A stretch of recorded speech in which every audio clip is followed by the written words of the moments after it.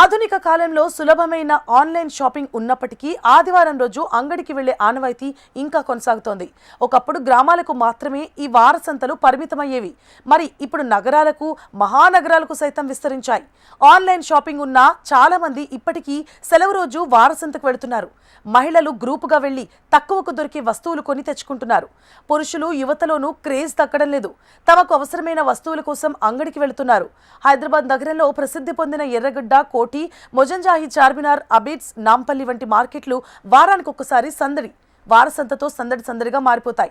విశేషం ఏంటంటే ఇందులో అన్ని వర్గాల ప్రజలు భాగస్వామ్యం అవుతారు. అన్ని రకాల అవసరాలకి ఏకైక కేంద్రం ఈ సండే మార్కెట్లలో రోజువారీ ఉపయోగ పట్టీలు, గృహోపకరణాలు, దుస్తులు, ఆటబొమ్మలు, రేబార్ గ్లాసులు, ఫర్నిచర్, సెకండ్ హ్యాండ్ వస్తువులు వంటివి అందిపోతాయి.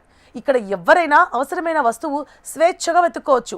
అందుబాటు వస్తువుల పరంగా ఇంటి పనులకు సంబంధించిన వస్తువులు ప్రత్యేక ఆకర్షణగా నిలుస్తున్నాయి. వింటేజ్ వస్తువులకి కేర్ ఆఫ్ చార్మినార్ ప్రాంతం అయితే పాతకాలపు హైదరాబాదీ కళా నైపుణ్యాలకు, ముత్యాలకు, మట్టి గాజులకు ప్రసిద్ధిగా ఉంది.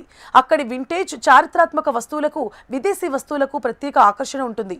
సెకండ్ హ్యాండ్ వస్తువుల కేంద్రం, 100 ఏళ్ల ప్రాచీనత కలిగిన ఎర్రగడ్డ మార్కెట్ సెకండ్ హ్యాండ్ వస్తువుల కొరకు ప్రసిద్ధి చెందింది. ఇక బ్యాడ్ మరమ్మత్తు వస్తువులు, పాత మెకానికల్ భాగాలు దొరకడంలో ఈ మార్కెట్ ప్రత్యేకంగా నిలుస్తుంది.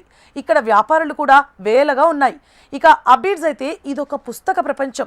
ఆదివారం మూసివేయబడే అబిడ్స్ సర్కిల్ పరిసర ప్రాంతాల్లో ఫుట్పాత్లపై పాత పుస్తకాల ఘాటు కల్పన ఉంటుంది. తక్కువ ధరకే స్టేషనరీ సామాగ్రి దొరుకుతుండడం కూడా ఇక్కడ ప్రత్యేకత.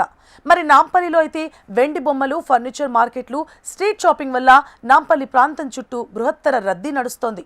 సీజన్గా వస్తువులు పంచకాలను మార్చుతూ వినియోగదారుల అవసరాలను తీర్చుతోంది. ఈ సండే మార్కెట్లు నగర జీవన చరిత్రకు, సామాజిక సాంప్రదాయాలకు సంతకాలు.